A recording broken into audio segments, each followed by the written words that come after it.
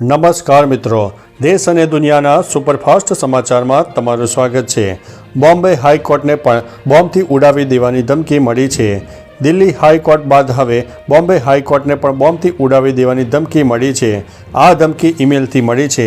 આ ઈમેલ હાઈકોર્ટના સત્તાવાર ઈમેલ આઈડી ઉપર મોકલવામાં આવ્યો છે। ધમકીમાં પાકિસ્તાન અને તુર્કીનો ઉલ્લેખ કરવામાં આવ્યો છે। ધમકી બાદ બંને હાઈકોર્ટના પરિસરને ખાલી કરી દેવામાં આવ્યા છે। પોલીસે ધમકીભર્યા મેલની તપાસ શરૂ કરી છે અને મેલ મોકલનારની ઓળખ કરવાના પ્રયાસો પણ કરવામાં આવી રહ્યા છે।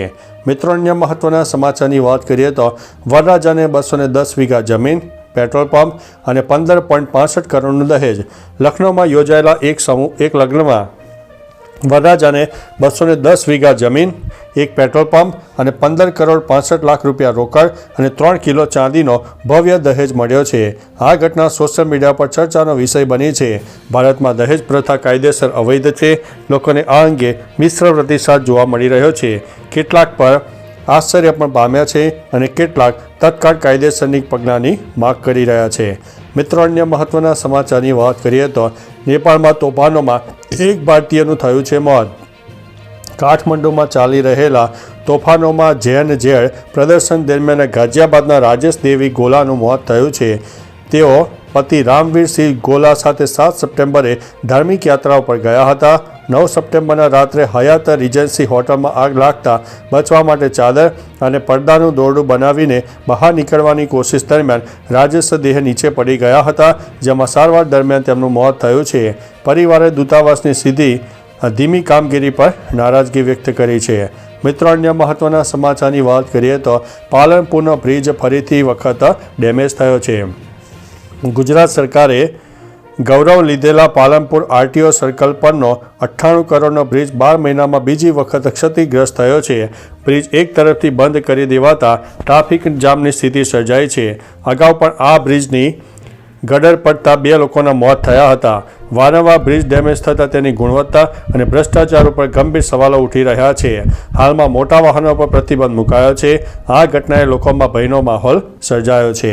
મિત્રો, અન્ય મહત્વના સમાચારની વાત કરીએ તો ધારાસભ્યએ ખાડા પૂરવા કહ્યું, અધિકારીએ ચોખ્ખી ના પાડી દીધી।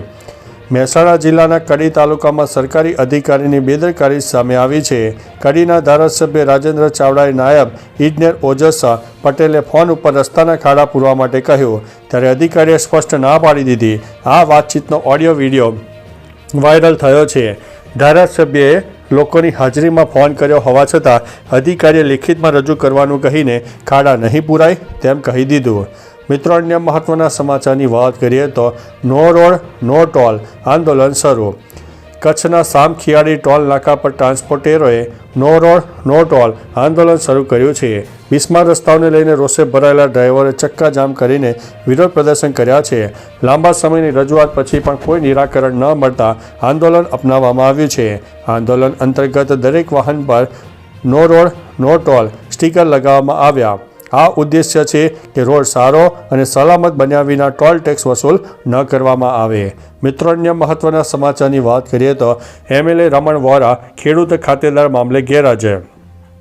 ખોટા ખેડૂત ખાતેદાર બનીને જમીનો ખરીદવાના આરોપમાં ઘેરાયેલા ભાજપના ધારાસભ્ય રમણલાલ વોરા કૃષિ પંચ સમક્ષ ગેરહાજર રહ્યા। ઈડર મામલતદારે તેમને પુરાવા સાથે હાજર રહેવા નોટિસ ફટકારી હતી। આ મામલે ભાજપના જ પૂર્વ ધારાસભ્ય પૂનમ મકવાણાએ ફરિયાદ કરી હતી। આખરી મુદતમાં હાજર ન રહે તો કાર્યવાહી કરવામાં આવશે। આ ઘટના ભાજપ નેતા માટે મુશ્કેલી ઊભી કરી શકે છે। મિત્રો, અન્ય મહત્વના સમાચારની વાત કરીએ તો પહેલાંની નવરાત્રિ અને અત્યારની નવરાત્રિમાં શું ફરક? નવરાત્રિના પરંપરાગત રૂપમાં હવે મોટો ફેરફાર જોવા મળ્યો છે। જ્યાં પહેલાં ધાર્મિક ભાવના અને સાદગી હતી, હવે ત્યાં ગ્લેમર, પાર્ટી પ્લોટ અને ફિલ્મી સ્ટેપ્સ દાડિયાઓનો રંગ લઈ રહ્યા છે। પ્રસાદીની જગ્યાએ નાસ્તો, મંડપની જગ્યાએ ગ્રાઉન્ડ અને એન્ટ્રી પાસ સાથે આયોજન હવે સામાન્ય બની ગયું છે। યુવાનો માટે આ ઉત્સવ હવે ધાર્મિક કરતાં સોશિયલ અને ફેશન ઇવેન્ટ તરીકે વધુ લોકપ્રિય થઈ રહ્યો છે। મિત્રો, અન્ય મહત્વના સમાચારની વાત કરીએ તો ટ્રમ્પ ક્વાડ સમિટ માટે ભારત આવશે। અમેરિકાના પ્રમુખ ડોનાલ્ડ ટ્રમ્પ ક્વાડ સમિટ માટે ભારતની મુલાકાત લઈ શકે છે। ભારતમાં નવા અમેરિકન રાજદૂત સર્જિયો ગોરે આ સંકેત આપ્યો છે. તેમણે જણાવ્યું છે કે ટ્રમ્પ ક્વાડ સંબંધોને મજબૂત કરવા માટે પ્રતિબદ્ધ છે. આ મુલાકાત ભારત અને અમેરિકા વચ્ચેના સંબંધો સુધારવામાં મદદરૂપ થશે, જે ટેરિફ ટેન્શનને કારણે થોડા બગડ્યા હતા. આ સંકેતો એ પણ દર્શાવે છે કે અમેરિકા ભારતને ચીનથી દૂર રાખવા માગી રહ્યું છે. મિત્રો, અન્ય મહત્વના સમાચારની વાત કરીએ તો તારક મહેતા કા ઉલ્ટા ચશ્માએ 4500 એપિસોડ પૂરા કર્યા છે. તારક મહેતા કા ઉલ્ટા ચશ્માના શો ઘણા વર્ષોથી ચાલી રહ્યો છે. આ શોને થોડા સમય પહેલાં 17 વર્ષ પૂર્ણ થયા છે.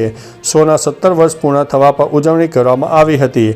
હવે શોના 4500 એપિસોડ પૂર્ણ થવા પર ઉજવણી કરવામાં આવી રહી છે. નિર્માતા અસિત મોદીએ ટીમ સાથે ઉજવણી કરી છે, જેના ફોટો તેમણે સોશિયલ મીડિયા ઉપર શેર કર્યા છે.